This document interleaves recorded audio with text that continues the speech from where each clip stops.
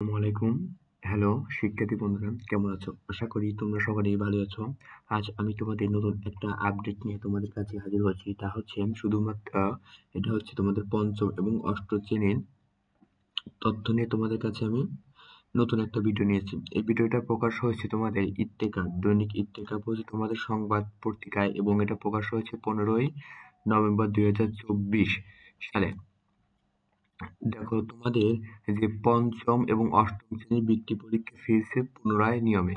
তোমরা জানো যে তোমাদের যে পরীক্ষা আগে ছিল পিএসসি এবং জেএসসি, এবং পিএসসি এবং জেএসসি পরীক্ষায় ভালো ফলাফল করলে দেখা যাচ্ছে তোমাদের একটা বৃত্তি থাকতো, সাধারণ বৃত্তি, এবং আর হচ্ছে ট্যালেন্টফুল বৃত্তি থাকতো। এখন তোমাদের এই যে পুনরায় সেই পঞ্চম এবং অষ্টম শ্রেণী তোমাদের সেই বৃত্তিটা আবার পুনরায় তোমাদের চালু হচ্ছে, তাই তোমাদের একটা বড় সুযোগ যে তোমাদের একটা বৃত্তি তোমরা পেতে পারো।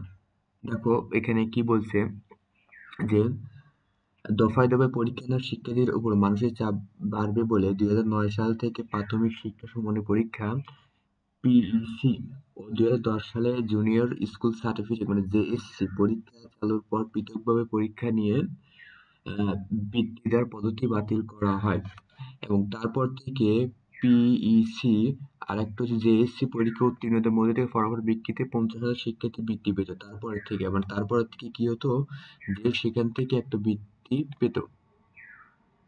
অবশেষে পুরনো পদ্ধতি ফিরছে সেই পঞ্চম বৃত্তি পরীক্ষা।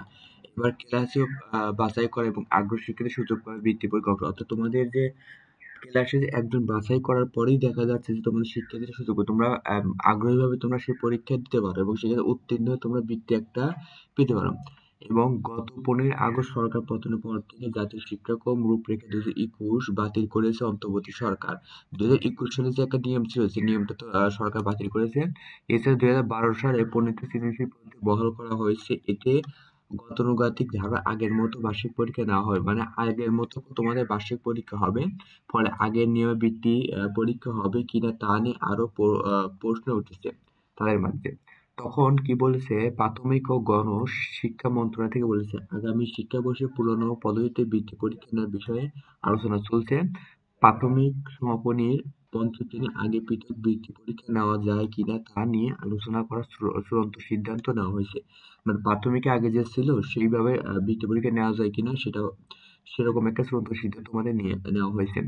জানতে চাইলে প্রাথমিক ও গণশিক্ষা মন্ত্রণালয়ের সচিব ফরিদ আহমেদ বলেন, এটা নতুন কিছু না, পুরনো পদ্ধতি আবার ফেরা হচ্ছে। শ্রেণী সব শিক্ষার্থী বাধ্য করা হবে না, যারা বৃত্তি পরীক্ষায় অংশ নিতে আগ্রহী তারা পরীক্ষা দেওয়ার সুযোগ হবে, এমনটি ছিল এক সময়।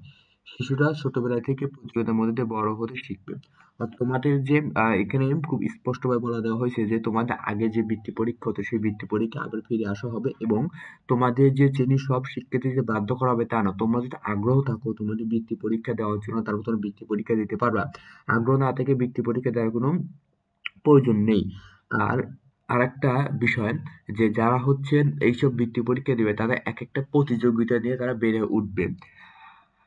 তাই বন্ধুরা, আজ এই পর্যন্তই। তোমাদের ভিডিওটা নিশ্চয়ই হেল্পফুল হয়েছে এবং ভিডিওটা ধৈর্য ধরে দেখার জন্য ধন্যবাদ সকলকে।